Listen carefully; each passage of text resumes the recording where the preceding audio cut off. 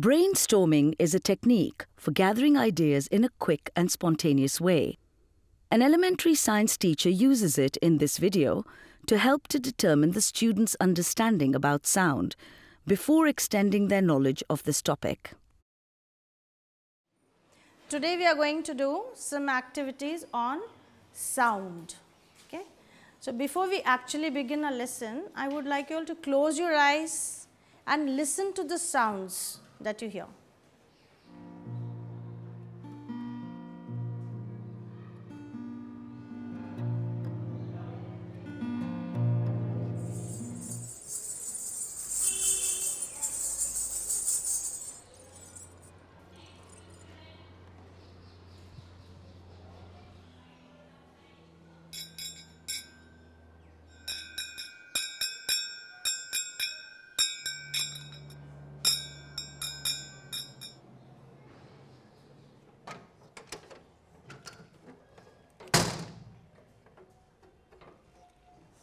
Open your eyes, children. How did you feel when you were sitting in meditation with your eyes closed?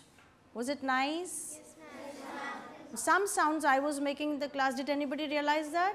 Yes, okay. But there were some sounds which we were not making. So we'll just write them down on the blackboard one by one. Ma'am, guitar. Guitar. Sai Vikrant, you said you heard a guitar. Yes? Gunguroos. Gungroos. Okay, that's interesting. Sound of cars. Yes? Ma'am, sound of cars. The sound of a? All right, sound of air. Okay. Sound of moving. One by one. Manjira. Manjira. Okay. Ma'am, the sound of other classes, what children were making.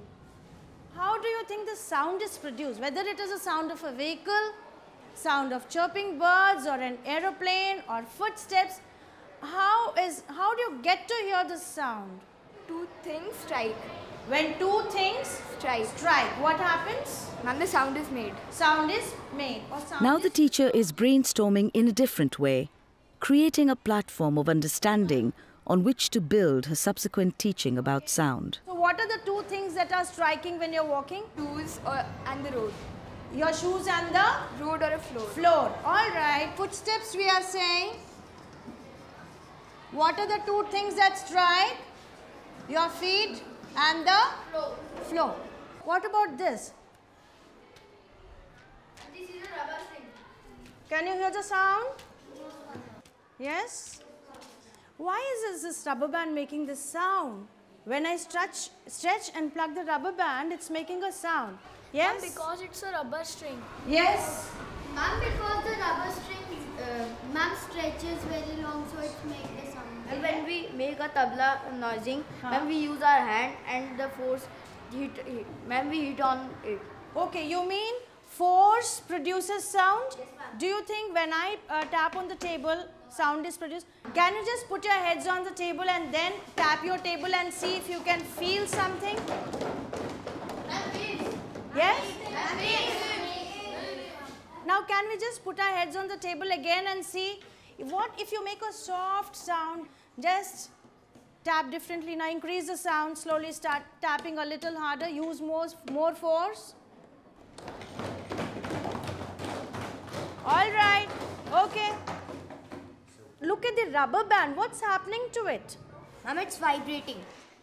Do you all agree with Sai Vikrant that the rubber band is vibrating? Yes, ma'am. So that means are these vibrations producing sound? Yes, ma'am. All right. And what about the guitar string? Does it vibrate? Is the string vibrating? Yes, ma'am. So can we say vibration, the sound is produced because of vibrations? Yes or no? Now Raghav says no. Why Raghav? And because we use force to vibrate the string. And because of the force, we make sound. Because of the force we make sound, okay, we used force to pull the string, Yes, and that caused the vibration, and that vibration produced sound. Yes, ma'am. All right, so that was an interesting thing, children.